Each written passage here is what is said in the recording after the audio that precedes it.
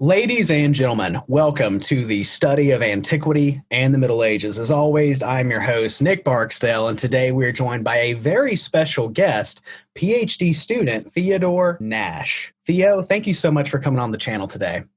Oh, thanks for having me, Nick. It's great to be here. And before we begin this awesome series, I'm going to have Theo tell us a little bit about himself so you all can get to know him. He's an awesome guy. I can't wait to jump into this series, and I really think you are all going to enjoy it.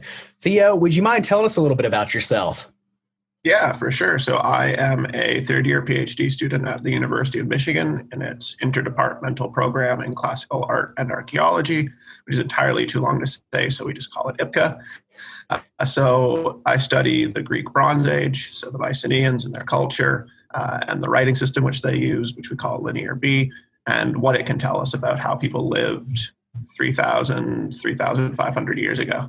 And also, to my subscribers, check out the links in the video description below. It's going to take you to stuff that he's worked on, so like his personal website where he can walk you through his research, things like academia, and really give him your support. Check out what he's trying to do and really take advantage of the awesome insights that he has to offer.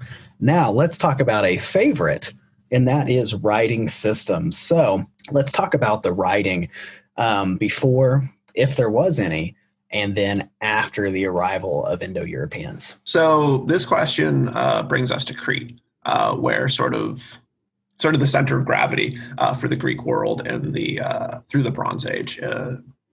Crete is where we start to see complex society develop for the first time in the Aegean, and it's a driving force all the way through until the very, very end, maybe, when it looks like maybe the mainland there's about a couple centuries where you can argue that the mainland is doing things more important than what's happening on Crete. And then Crete continues to be tremendously important through the following period, though it's less well understood then.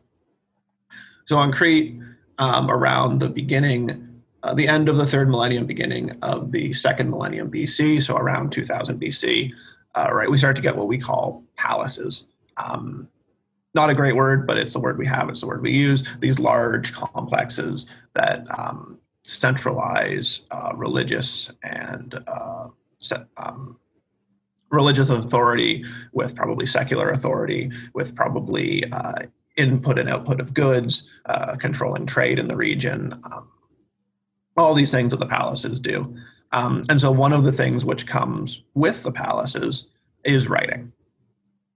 So we have on Crete, the story of writing on Crete is incredibly rich and interesting. And in fact, it's why people started digging on Crete. So we had these seal stones with these carved sort of pictographic figures. And these were, people would find them and they would wear them. They were called like milk stones or milk charms. And people, would use them as sort of talismanic things. And this is the natives on Crete in the late 19th century. And as European, trying to think like explorers, that's the wrong word, but as European intellectuals and dilettantes, things like this, as they're coming to Crete and seeing these things, they're starting to get interested in them because this is the same time period, sort of this same period as when we've deciphered the cuneiform languages in the Near East. So there's a lot of excitement about what ancient languages can tell us. And so all of this. And so Arthur Evans, who was an Englishman, his father was an important anthropologist, John Evans. And Evans, he was at Oxford. He was associated with the Ashmolean Museum. He did some journalism in the Balkans. And so as he was traveling around, he started to find these things. And he was interested in them because he thought that what he was seeing on these stones, these pictographic figures, often, sort of three in a row, almost down the side of a little stone or something like this, and maybe on the other sides as well. These are very much what we call today seal stones. And so he was thinking, well, maybe this is writing. And so he and others wanted to excavate at Knossos. So in the 1870s, Schliemann had excavated at Mycenae, and he had made all of his remarkable discoveries there, the gold death masks, and the incredibly wealthy burials of Grave Circle A. And this, Schliemann had earlier and later. Schliemann was mostly interested in excavating at Troy. He found that more interesting and easier.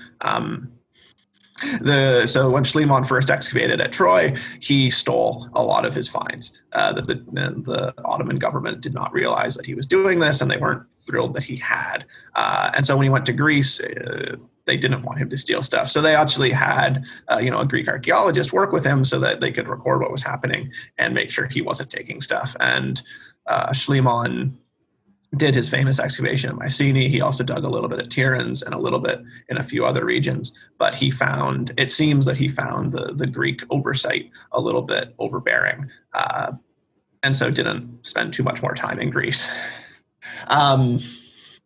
And this, it's something interesting about the early days of archaeology is that basically people funded digs on the expectation that they would be repaid by what they discovered. This is what's happening in the Near East as well. People are giving money to these people to excavate at Babylon or Nineveh or any of these sites. And the expectation is that they're going to saw off some giant relief sculpture and take it back to the British Museum, or someone's going to get to keep it in their backyard.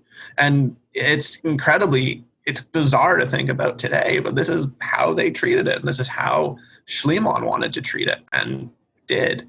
And so this is all we're getting now in the later 19th century, as you can sort of guess from how the Greek government is treating it. We're getting towards the development of archaeology as something more than treasure hunting, though Schliemann is very much on the treasure hunting side of things.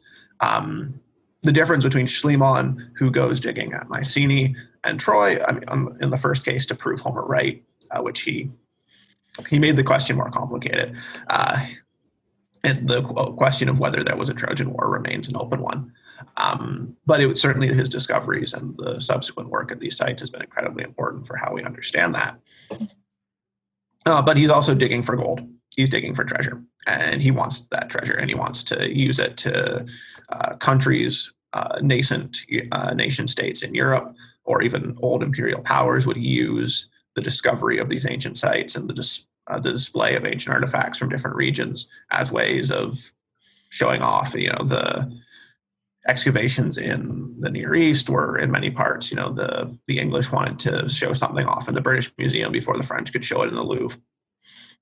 But when we get to, and so Schliemann had also wanted to excavate at Knossos. So Knossos is really basically the only example in the Aegean of what we would call in the Near East a tell, which is the mound left by generations and generations and thousands of years of inhabitation. These things don't go away, which is why we have archaeology. And if you're in the same site for long enough, eventually things just build up because you sort of build on top of things rather than, you don't have bulldozers. You're not going to clear the whole area.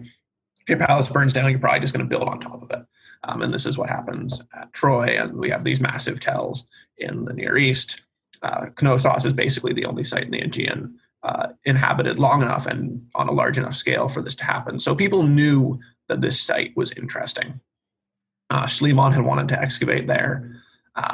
The local authorities did not particularly want people to excavate the site of Knossos because Crete was still part, though Greece had already won independence by the late 19th century from the Ottoman Empire. Crete was not yet part of modern Greece, and so there was a real concern. So Crete was not yet part of the nation of Greece, and so there was a real concern, again with this imperialism, that if people dug up cool things at Knossos, then they would just end up in Istanbul.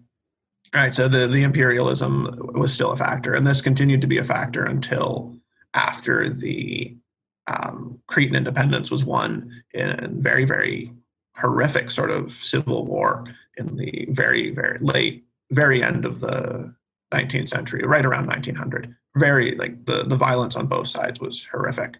But after this, it becomes part of Greece, and so Schliemann is dead at this point. He dies in the early 1890s, I think.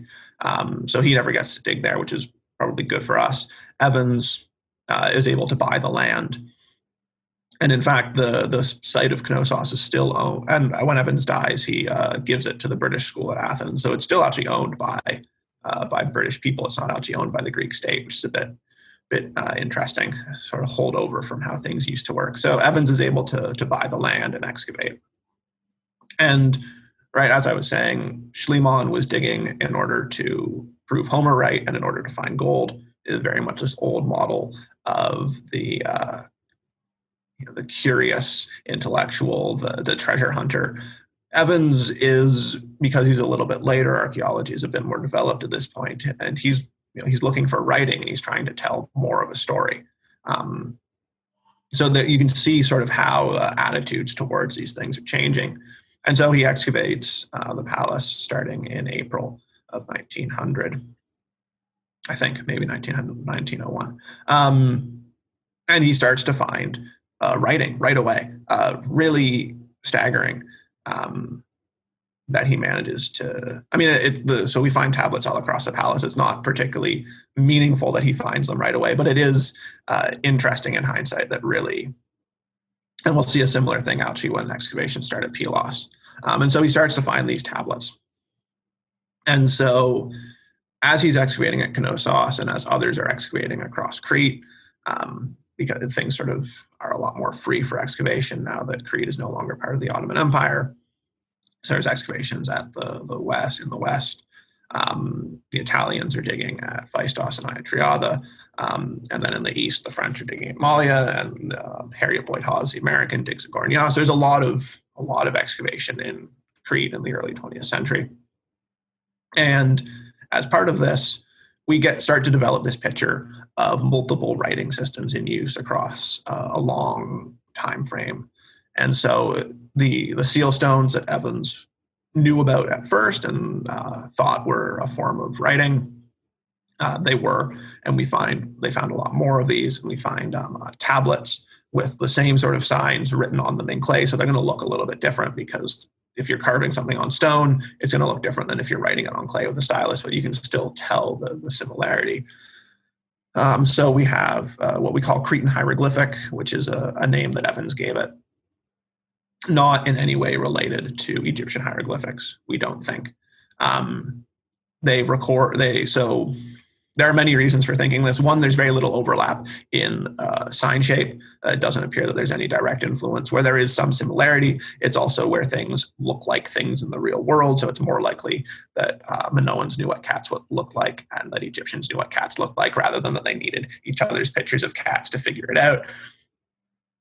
And the way they seem to record language looks to be different. So the origins of writing on Crete is a fascinating question and not an easy one to answer. But we end up with this picture where the earliest writing, it's complicated, but it does seem like this sort of pictographic Cretan hieroglyphic writing is the earliest we have.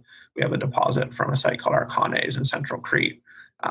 People sometimes break it off, call it the Archanes script, but really it's hieroglyphic. It looks like the hieroglyphic signs. And in fact, the sequence that we get looks a lot like a sequence we get in the next script, which is linear A.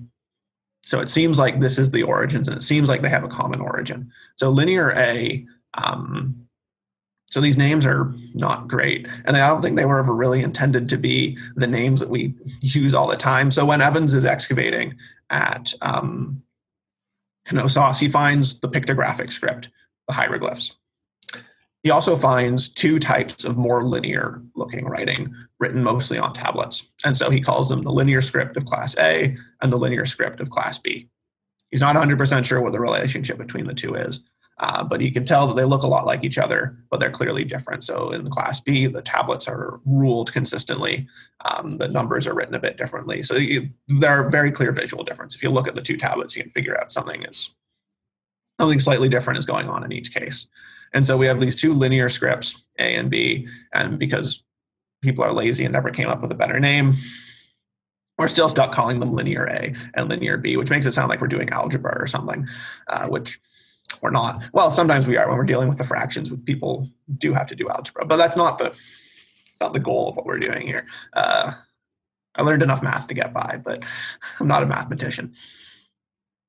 So the linear script of class A and the linear script of class B. And he doesn't really know how they relate to each other beyond the fact that they do. And the linear script from class B, it's only really being found at Knossos. The linear A is being found at other sites, especially Iatreada in the Mestra Plain to the southwest. Cretan hieroglyphic is being found at other sites, especially Mallia to the northeast. And it does seem like we have something like an east-west differential. Linear A appears pretty much not much later than Cretan hieroglyphic. So we used to think that hieroglyphic gives way to linear A, it gives way to linear B, sort of like Egyptian hieroglyphs. You have the very monumental hieroglyphs, and you get hieratic, which is a more cursive form of this, and then you get demotic, which is the most cursive form, but they are still linked. It's a similar relationship. You can see there are linear A signs that look like more cursive or linear versions of Cretan hieroglyphic signs, and there are linear B signs, which are very clearly linked with. So you can trace the history of some of these signs, though it's very complicated. And I'm trying to do this for a chapter that I'm working on, and because the relationships of some of these signs, you have 2 or 3 signs sometimes that could all be related, and figuring out how they're related and whether it's only one that's influencing it or that one, the whole thing, it's very complicated. And our corpora, the number of inscriptions we have in Cretan hieroglyphic is very small. The number of inscriptions we have in linear A is relatively small. And the number of inscriptions we have in linear B is quite large. And that flows nicely into the next thought, I think, because it's not a coincidence that the only one that we've deciphered is the one with the largest corpus. Basically, unless you are lucky enough to have a bilingual text, so like the Rosetta Stone in Egypt, the Bisitun inscription in Persia, and I think even Cretan, even Cypriot syllabary was deciphered using a. So most cases of script decipherment, what's happened is we have a bilingual, and we're able to especially find names, because names, other words, names for things like water in different languages, there's no reason that they're going to be similar. You're just going to say however you say it. Aqua, hudor in Latin and Greek, in French, water in English. Like, knowing these things, you can, like, there's no relationship between these, even when there is an ancestral one. It's normally hard to see. Names, no matter what language you speak, your name is going to be more or less expressed in using the same sounds, even if you don't really understand the sounds, right? Like, so Theodore is a Greek name.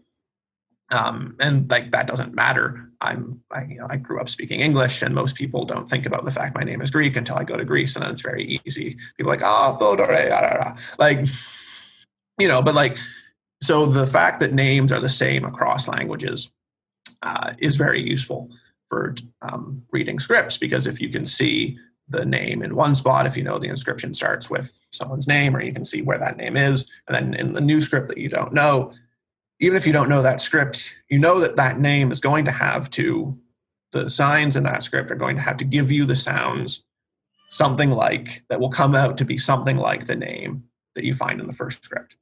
More often than not. Sometimes people have names in different languages and things like this, but this is how it worked for Egyptian hieroglyphs. Finding like the name Cleopatra was incredibly important.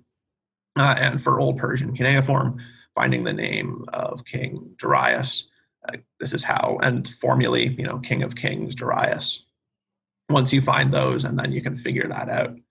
And that's really that's what you need to do if you have a small corpus, or even if you have a large corpus that you don't understand all that well.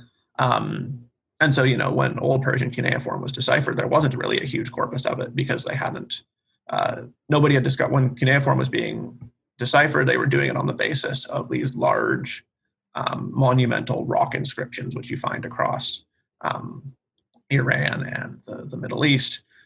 They weren't doing it on the basis of the massive quantities of tablets, though, with things like Aegean. So it was easy to decipher, relatively easy. It was not super easy to decipher Old Persian cuneiform. The people involved had to like climb the sides of mountains and then get inscriptions, and then they had to be very competent linguists.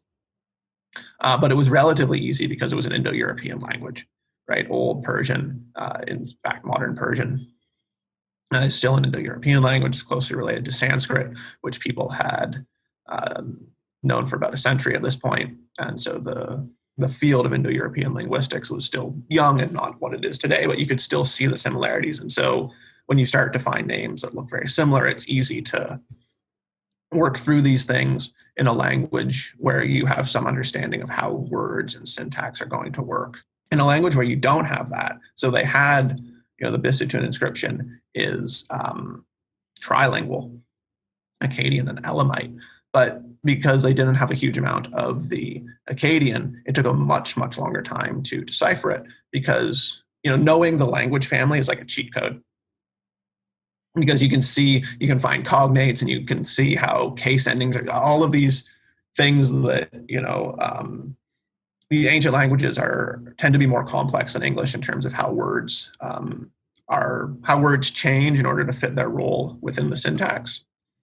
And so the more you know about this from the language family, and the more you can see how that's working in the new language you're working on, it's much, much easier. And if you have a word whose meaning you don't know, but if you figured out how things relate to each other within this language family, then you can actually figure out what the word means, even without having any context for it. And so that made deciphering, it's made the decipherment of many languages a lot easier. Similarly with Hittite, which was discovered first at Amarna, but then significantly at Hattusa in Turkey, just about 100 kilometers east of Istanbul. And they found these tablets written in cuneiform, and at this point in the early 20th century, they could read Akkadian cuneiform, and they were reading this, and all of a sudden they found the word watar. And then, this looks a lot, and they found a few other words that looked a lot like this, and it's like, this is an Indo-European language. And the fact that, Hittite has this word watar, which for sort of accidental reasons looks exactly like water, but when you find things like that, you can actually just understand the language so much quicker and so much easier. And so with Linear B, getting back to this idea of the pre-Greek population, so it was always thought from the discovery until the decipherment that Linear B, well, not entirely always, there was a large current of thought that it was not going to be Greek, that it was going to be this pre-Greek language. A lot of people wanted it to be Etruscan, including the person who actually did decipher it when he was, I think, 18. He published an article that was very, very bad, saying it's Etruscan, and it's not. But this is what people wanted it to be. And it was only later the decipherment was a long process. It starts with the discovery of the tablets, the categorization of the separate scripts. So if you're trying to decipher Linear B, you can't have Linear A tablets in there. So you have to split these all off. So you have to look closely at the tablets and figure out what goes with what. You have to look closely at the signs and figure out what goes with what, right? Like in English, there's like two different kinds of lowercase g, right? You have the type that everybody writes, and then there's that type that you find in books that nobody ever writes, but everybody still knows is a G with like the two little circles. But if you don't know the English, how the Latin alphabet is used today, figuring out that those two are the same sign is an important part of decipherment, because if you treat them as separate signs, then you're not going to know that they're so you're going to completely end up down false trails. And so you can use context clues, right? If you find the word George a lot, you're going to see that it's probably starting with a capital G, and then it's going through, and you've got that second G, and maybe if sometimes it's spelled with one and sometimes spelled with the other, you're going to guess that because these two alternate freely in the same spot, and if you find other words with the word G in it, you can, based on these frequent alternations, you can figure out, okay, these are probably variants of the same sign, and you can figure out how much variation is allowed and how scripts differentiate between signs, right? So our alphabet, we write from left to right, which means that things like B and D, which are mirror images of each other flipped on that vertical axis, can always be in that direction. If our writing system could go right to left or left to right, it would be much tougher to have these signs where that vertical flipping is meaningful, because if you're not sure which way you're reading, you're going to read them as one or the other. So you can figure out a lot about a writing system just by looking at it. And in fact, we knew a lot about Linear B before it was deciphered. A lot of the categorizations of tablets were done by Emmett Bennett, who was a graduate student of Carl Blagan when he was excavating at Pylos, because we found a bunch of Linear B tablets at Knossos, but they were very slow to be published. Evans, in a system which still basically works today, if you are the director of an excavation, you get to publish your stuff. And if you don't want to publish it, you're the one who gets to decide who will publish it. And so Evans basically published everything himself. It was a little bit different. He also never really published a lot of things properly. He wrote this massive series of books, I guess you could call it, 7 volumes, The Palace of Minos. And it's not really a scientific excavation report like we would expect to find today. It's part that, it's part synthesis, it's part wild speculation. It's strange to read it because you'll go from, we were excavating here and we found these things and there was this pottery on the floor and it seems to date from this period, very sort of sober stuff.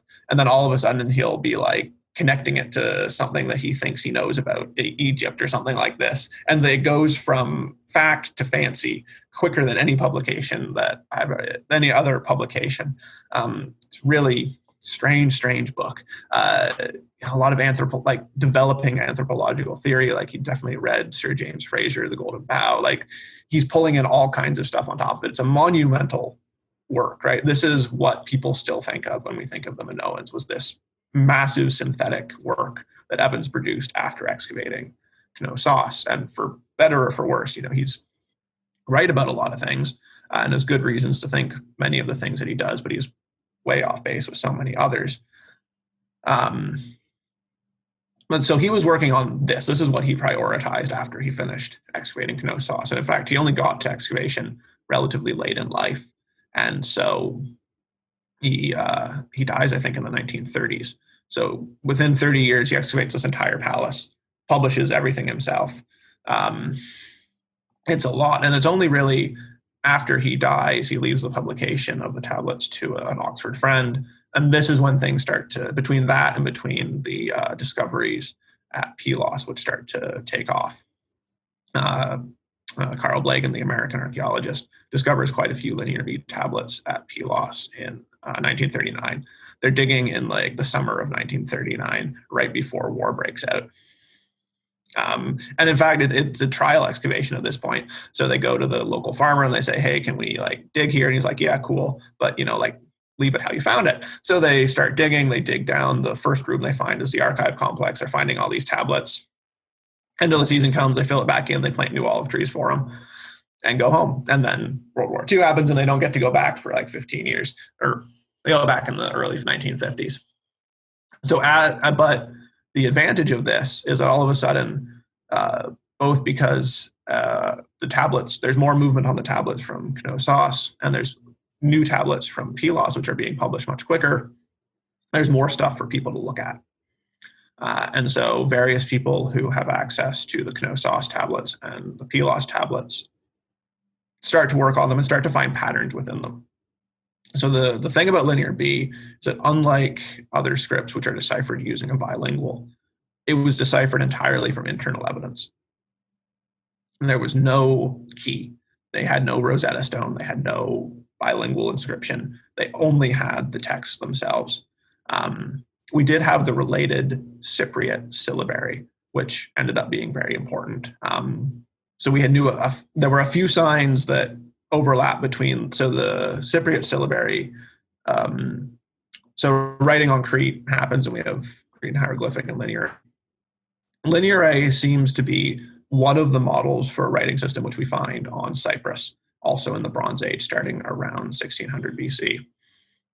A writing system that we still can't read and don't entirely understand. These things like, is this a same sign or a different sign? These questions are still very live because you can change the value of a sign by adding a little dash to it in some writing systems. But in other writing systems, if you add a dash to something, it's like a serif. It's just decorative, right? You can write a 1 with a line, or you can write a 1 with a dash and a base.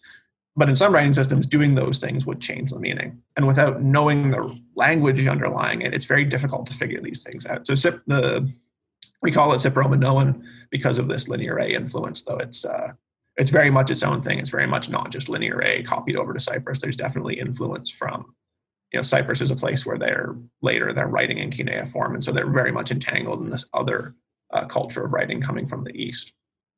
But it appears that this system survives the system does survive down into the historical period, and while Greeks elsewhere are using the Greek alphabet, which we still basically the alphabet that they use to write Greek today, the Cypriots are still using this syllabary. And so in some of these signs, because it goes back to linear A and because linear B goes back to linear A, some of the signs actually are shared and they actually have the same value, which is sort of how we know that if it's in the Cypriot syllabary with this value, and if it's in linear B with this value, that must go back to the linear A value. So a note on syllabaries. So our alphabet is an alphabet, and that's both a name and a technical term. We mark consonants and vowels separately. Every letter is a single sound, right? T is t, A is ah, all of these things. If you want to spell the word cat, you put together C-A-T, cat. That's not the only way of writing, and it's not actually the most efficient way of writing always. So depending on how your language is structured, but a lot of ancient writing systems, really all ancient writing down to the invention of the Greek alphabet somewhere around 850 BC, maybe, big question. Not written using alphabets, written using syllabaries. And so a syllable is like the smallest pronounceable element of a name, right? Like Theodore. So you're going to have consonants and vowels going together, because this is, consonant actually means it sounds with. You can only really say a consonant if you're adding a vowel to it, otherwise you're just making a bare noise.